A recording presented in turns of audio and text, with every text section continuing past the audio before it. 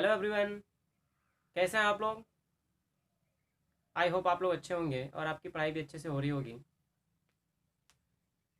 पिछले वीडियोस में हम लोगों ने वैद्युत द्विध्रुव के कारण अक्षीय स्थिति और निरक्षीय स्थिति में वैद्युत विभव पढ़ चुके हैं। आज के इस वीडियो में हम लोग वैद्युत द्विध्रुव के कारण ही किसी व्यापक बिंदु पर वैद्युत विभव ज्ञात करना सीखेंगे। जो लोग पिछला वीडियो नहीं देखे हैं, अगर वो ये वीडियो यूट्यूब पे देख रहे हैं तो इस वीडियो के डिस्क्रिप्शन बॉक्स में पिछले वीडियो का लिंक दे दिया जाएगा, वहाँ से आप देख लीजिएगा। तो आइए आज का वीडियो शुरू करते हैं और लेते हैं आज का पहला पॉइंट। आज का हमारा पहला टॉपिक है किसी व्यापक बिंदु पर विद्युत विभव, electrical potential at any general point. मतलब हमारा जो पॉइंट होगा वो कहीं भी हो सकता है। तो आइए इसका जो डायग्राम है, डायग्राम कैसे बनाएंगे और इसके लिए जो लैंग्वेज लिखेंगे वो कैसे लिखेंगे देख लेते हैं। लैंग्वेज में हम लिख सकते हैं, माना बिंदु P का वैद्युत द्विध्रुव के सापेक्ष ध्रुवीय निर्देशांक पोलर कोऑर्डिनेट r और थीटा है।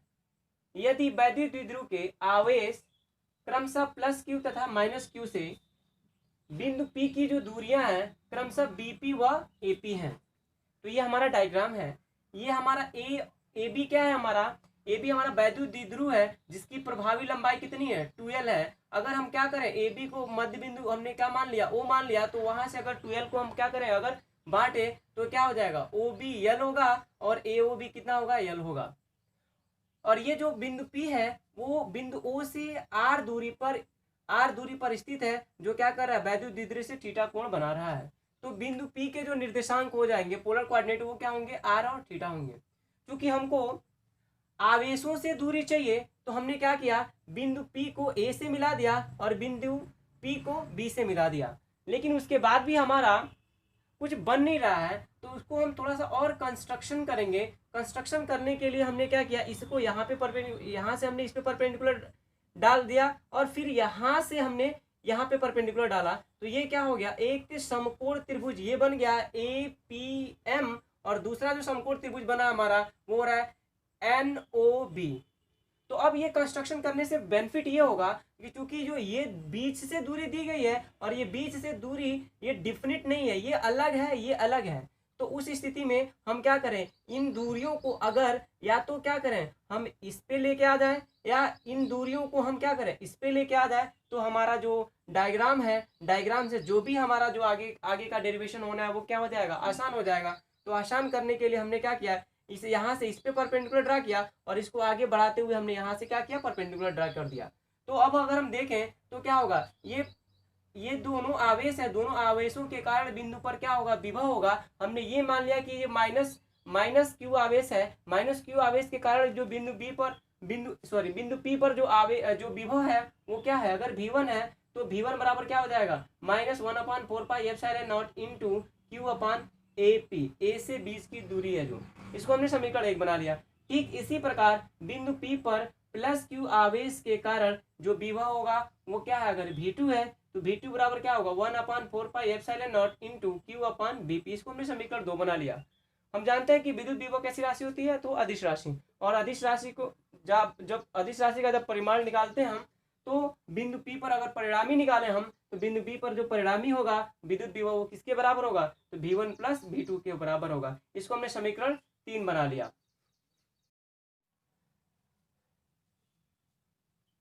समीकरण 3 में यदि हम समीकरण 1 और 2 से V1 व V2 के मान रखें तो हमको कुछ ऐसे मिलेगा, V बराबर -1/4πε0 into Q/AP plus 1/4πε0 into Q/BP। हम यहाँ पे देख रहे हैं कि Q/4πε0 यहाँ पे भी है, Q/4πε0 यहाँ पे भी है। तो हमने क्या किया, Q/4πε0 को कॉमन कर लिया, तो बचेगा यहाँ पे 1/AP और यहाँ पे बचेगा 1/BP। क्योंकि यहाँ पे माइनस है इसलिए हमने इसको बाद में कर लिया, इसको प्लस वाले को पहले कर लिया। तो जो हमारा V है कुछ ऐसे हो जाएगा, मॉडिफाई हो गया, V बराबर Q/4πε0 इंटू ब्रैकेट में 1/BP माइनस 1/AP। इसको हमने समीकरण 4 बना लिया। अब हम लोग थोड़ा डायग्राम पे आ जाएं। तो डायग्राम पे ये चीज हमें पता है कि जो AB की जो प्रभावी लंबाई है बहुत ही कम होती है, जबकि जो जहाँ पे हमको वैद्युत द्विध्रुव के कारण जहाँ पे हमको विभव ज्ञात करना है वो बिंदु काफी दूर है।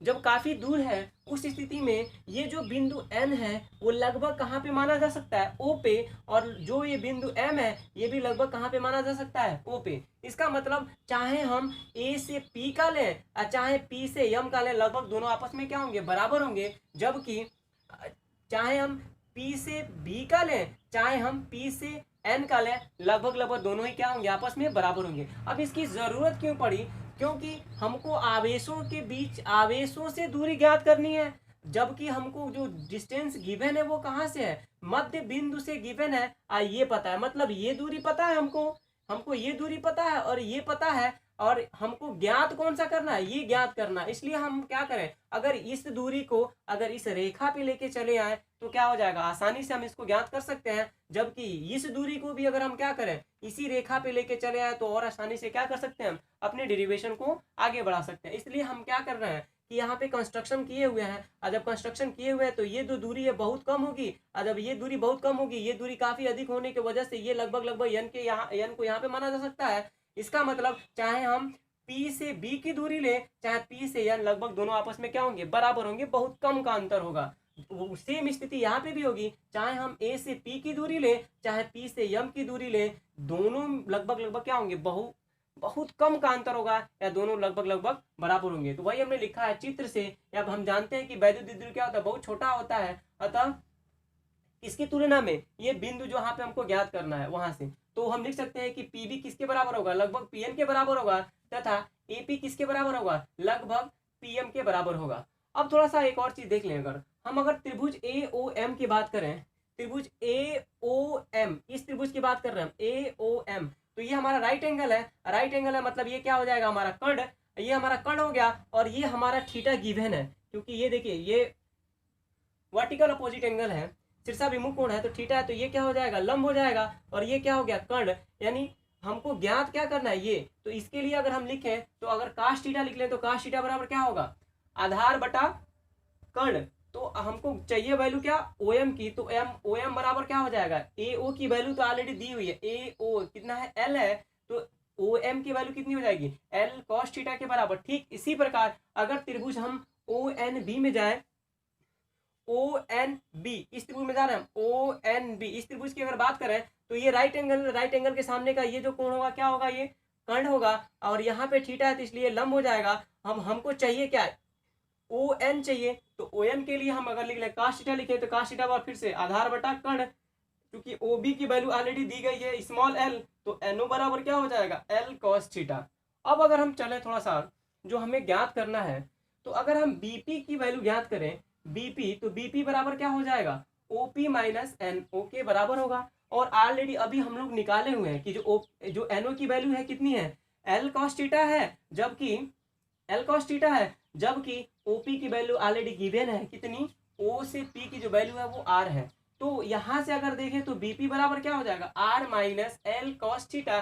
ठीक इसी प्रकार अगर हम AP निकालें तो AP बराबर क्या होगा, OP प्लस OM, मतलब अगर हम निकालें क्या, A से P के निकालें या A से P के जगह पे हम क्या लिख सकते हैं, OP, और ये क्या है OM, इन दोनों को क्या करना पड़ेगा, ऐड करना पड़ेगा। और ऑलरेडी अभी हम OM की वैल्यू कितना निकाले हैं, OM की वैल्यू निकाले हैं L cos थीटा, तो AP बराबर क्या हो जाएगा, R plus L cos theta. अब ये वैल्यू हम क्या करें, समीकरण अगर 4 में रख दें,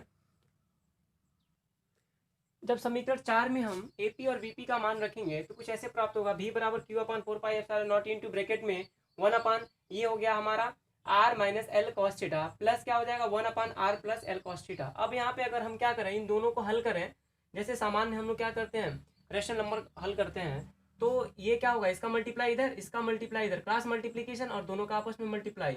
तो इसका जब मल्टीप्लाई करेंगे तो कितना हो जाएगा, R plus L cos theta, जब किसके साथ मल्टीप्लाई करेंगे तो क्योंकि माइनस है इसलिए माइनस R हो जाएगा, minus minus plus L cos theta, और नीचे क्या हो जाएगा, A minus B A plus B, formula हो जाएगा A square minus B square.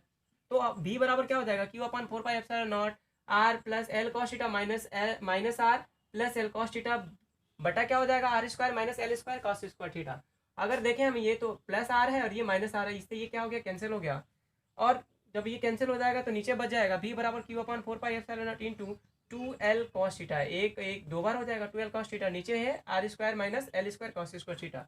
हम जानते हैं कि जो R क्या होता है, जो एल से बहुत बड़ा होता है, क्योंकि जो प्रभावी लंबाई है बहुत कम है और वो जो यहाँ पे बिंदु हमको ज्ञात करना है वो बिंदु काफ़ी दूर है। उस स्थिति में जो ये जो एक एल है वो भी क्या हो जाएगा, बहुत कम हो जाएगा। और जब इसका वर्ग करेंगे तो ये एक बहुत बड़ी राशि है, जब इसका वर्ग करेंगे तो और बड़ा हो जाएगा, जबकि एक छोटी राशि है, जब इसको वर्ग करेंगे तो ये छोटा ही रहेगा। इसके साथ एक और चीज़ है, इसके साथ कॉस थीटा जुड़ा हुआ है। और चूंकि ये एंगल देखें तो कॉस थीटा की मैक्सिमम वैल्यू कहाँ पे होती है, 0 अंश पे होती है, और उसके बाद 90 तक क्या होता है, डिक्रीज होता है। तो अगर कॉस थीटा थोड़ा सा भी अगर वो 0 से बड़ा होगा तो उसकी वैल्यू क्या हो जाएगी, कम हो जाएगी, 1 से कम हो जाएगी। और जैसे ही 1 से कम हो जाएगी उसका वर्ग करेंगे और छोटा हो जाएगा, मल्टीप्लाई कर देंगे और छोटा हो जाएगा। तो लगभग लगभग R square minus L square cos square theta किसके बराबर हम लिख सकते हैं, आर स्क्वायर के, क्योंकि ये बहुत छोटी राशि है। इतनी छोटी राशि क्या करें, हमारे स्क्वायर में जोड़े या घटाएं, मान में बहुत ज़्यादा अंतर नहीं होने वाला है। इसका मतलब इसके जगह पे जब हम आर स्क्वायर रखेंगे तो हमारा जो समीकरण है कुछ ऐसे बनेगा, v बराबर Q into 2l cos theta बटा 4 pi epsilon naught into R square. अगर हम यहाँ से और थोड़ा सा मॉडिफाई करें तो v बराबर लिख सकते हैं 1/4 पाई epsilon naught into Q into 12। ये इसके जगह पे हम इसको हटा के हम क्या लिख सकते हैं, p लिख सकते हैं, और ये कॉस थीटा है और नीचे क्या हो जाएगा, आर स्क्वायर। तो v बराबर हो जाएगा 1/4 पाई epsilon naught into P cos theta बटे आर स्क्वायर, जहाँ पे p क्या है, वैद्युत द्विध्रुव आघूर्ण है। और वैद्युत द्विध्रुव आघूर्ण के लिए हम लोग पढ़ चुके हैं कि जो वैद्युत द्विध्रुव आघूर्ण किसके बराबर होता है, एक आवेश तथा दोनों प्रभावी लंबाई के गुणनफल के बराबर होता है। अब यहाँ से हम चाहें तो ये थीटा है, थीटा का मान हम 0 रख के अक्षीय स्थिति में तथा 90 अंश रख के यानी परपेंडिकुलर करके हम क्या कर सकते हैं, निरक्षीय स्थिति में वैद्युत द्विध्रुव के कारण विभव ज्ञात कर सकते हैं। हमको प्राप्त हो गया v बराबर 1/4 पाई epsilon naught into P cos theta बटा आर स्क्वायर। अब यहाँ पे अगर कंडीशन हम ये ले रहे हैं कि यदि थीटा बराबर क्या है, 0 अंश हो तो काश 0 अंश की वैल्यू कितनी होती है, 1 होती है। 0 अंश का मतलब ये हुआ कि ये जो पॉइंट पी है ये थीटा का मान कम करते करते करते 0 कब होगा, जब ये या तो इधर आ जाए या फिर क्या हो जाए, इसी को हम क्या कर दें, इधर मूव करके इधर कर दें। तो अगर हम पी को क्या करें, कम करते हुए, थीटा को कम करते हुए अगर ऐसे ला देंगे तो ये स्थिति कैसी होगी, अक्षीय स्थिति होगी। और जब अक्षीय स्थिति होगी तो उस स्थिति में का 0 अंश का मान 1 होता है, तब हमारा जो v की वैल्यू है कितनी हो जाए अक्षीय स्थिति में, v बराबर 1/4 पाई एप्सिलॉन नॉट इंटू पी बटा आर स्क्वायर। और इतना ही हम लोग अक्षीय स्थिति में जब अक्षीय स्थिति मान के किए थे तो भी इतना ही रिजल्ट आया था। दूसरा कंडीशन ये है, यदि हम क्या करें, थीटा बराबर 90 अंश हो तो काश 90 अंश की वैल्यू कितनी होती है, 0 होती है। 90 अंश का मतलब ये सीधे इसके साथ परपेंडिकुलर हो जाए, जब परपेंडिकुलर हो जाए ऐसे हो जाएगा तो उस स्थिति में काश 90 अंश की वैल्यू 0 हो जाएगी। और जब 90 अंश की वैल्यू 0 हो जाए तो v बराबर क्या हो जाएगा, 1/4 पाई एप्सिलॉन नॉट पी बटे आर स्क्वायर इंटू काश 90, और काश 90 की वैल्यू 0। ये वैल्यू चाहे कुछ भी हो, जब 0 से क्या करेंगे, किसी संख्या में गुणा कर देते हैं तो पूरी वैल्यू क्या हो जाती है, 0, और v का मान उस स्थिति में कितना आ जाएगा, 0 आ जाएगा। और ऐसे ही हम लोग जब हम लोग निरक्षीय स्थिति में हम लोगों ने जब पढ़ा था तो ऐसा ही कुछ रिजल्ट हमको वहाँ पे मिला था। तो ये तो रहा कि किसी व्यापक स्थिति में अगर क्या करें, हम किसी व्यापक स्थिति में किसी वैद्युत द्विध्रुव के कारण अगर क्या करें, हम वैद्युत विभव ज्ञात करें तो उसकी वैल्यू कितनी आएगी, v बराबर 1/4 पाई epsilon naught into P cos theta बटे आर स्क्वायर। यहाँ पे हम क्या कर सकते हैं, थीटा की वैल्यू अलग अलग रख के अलग अलग स्थितियों में हम क्या कर सकते हैं, वैद्युत विभव ज्ञात कर सकते हैं।